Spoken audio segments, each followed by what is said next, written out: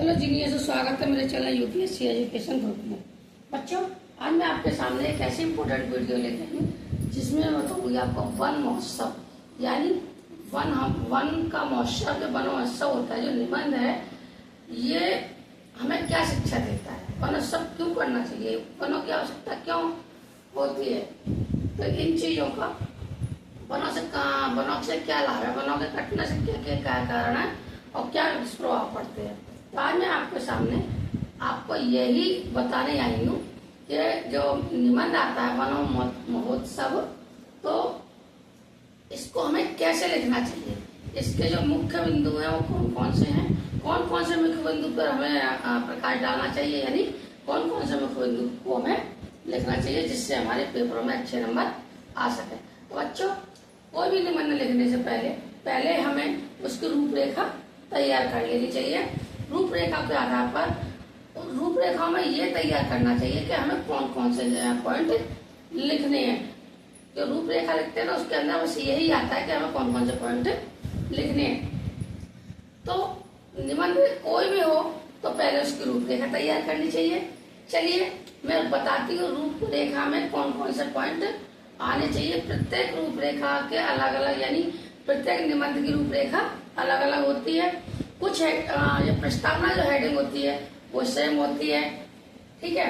बाकी सारे निबंधों की हेडिंग अलग अलग होती है। सिर्फ रूपरेखा और प्रस्तावना एक होती है, बाकी सारी हेडिंगें अलग अलग होती है। तो मैं आज आपको ये बताऊंगी कि इसमें कौन कौन सी हेडिंग होनी चाहिए वन महोत्सव में। वनों का महत्व, वन महोत्सव हमारे जीवन में वनों का महत्व, ये सारे किसी न किसी रूप में आपके वनों को लेकर कोई ना कोई क्वेश्चन जरूर बन जाता है। तो मैं आज आपको यही बताने वाली हूँ। चलिए बताते हैं, जब रूपरेखा बनाते हैं तो हम कौन कौन सी हेडिंग लिखते हैं, ठीक है। वनों का दुष्प्रभाव के क्या कारण है, यानी प्रस्तावना लिखते हैं। वनों का महत्व लिखते हैं। वनों की कटाई के क्या कारण है। वनों के लाभ, यानी वन कट जाएंगे तो क्या हानि होगी, और वनों से हमें क्या लाभ होता है, और वनों की कटाई से हमारे जीवन में क्या प्रभाव पड़ता है, कौन कौन से परिवर्तन होते हैं अगर वन कट जाते हैं, और उस वनों को बचाने के लिए क्या क्या उपाय करने चाहिए। चलिए बताते हैं कि पहले कोई भी निबंध लिखते हैं तो पहले उसकी रूपरेखा तैयार कर लेते हैं। रूपरेखा यानी हमें क्या क्या इसके अंदर लिखना है। तो रूपरेखा के अंदर पहले हम लिखते हैं प्रस्तावना। फिर कोई भी चलो इसी वनोत्सव को बता दी, वनोत्सव लिखने के पहले लिखेंगे प्रस्तावना। फिर लिखेंगे वन उत्सव का उद्देश्य, यानी वन उत्सव हमें क्यों मनाना चाहिए, किस उद्देश्य से हमें मनाना चाहिए और क्या उद्देश्य इसका होगा। वन महोत्सव की आवश्यकता, यानी जो वन महोत्सव हम मनाते हैं या उद्देश्य है, इसकी आवश्यकता हमें क्यों पड़ी है, ठीक है, उसके विषय में आपको लिखना है। फिर वनों की कटाई के क्या कारण है, यानी अगर ये वन कट रहे हैं हमारे देश में तो इसके क्या कारण है, क्यों कट रहे हैं, ठीक है।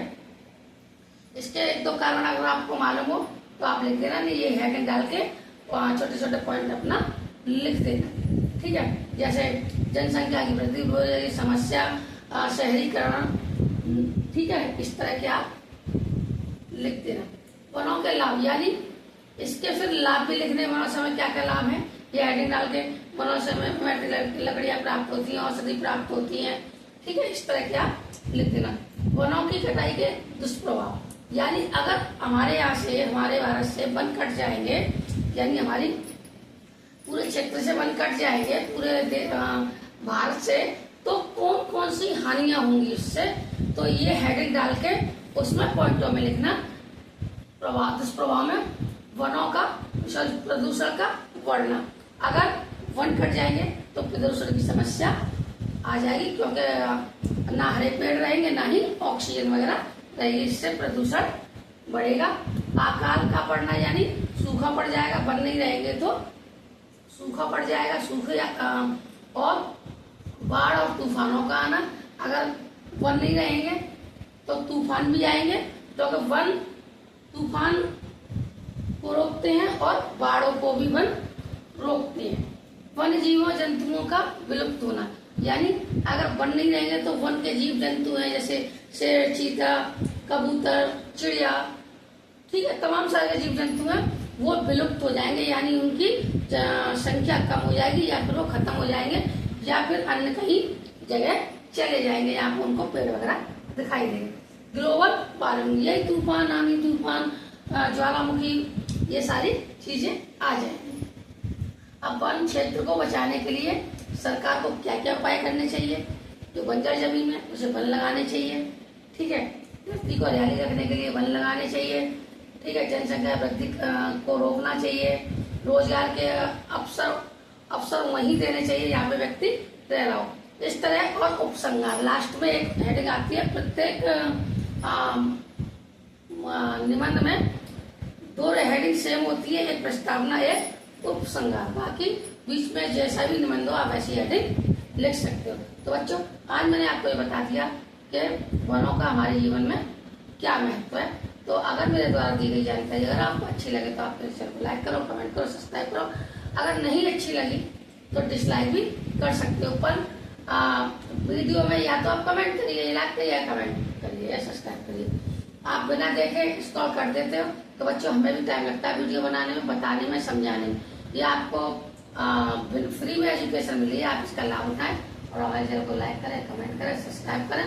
ऐसी ऐसी जीके की,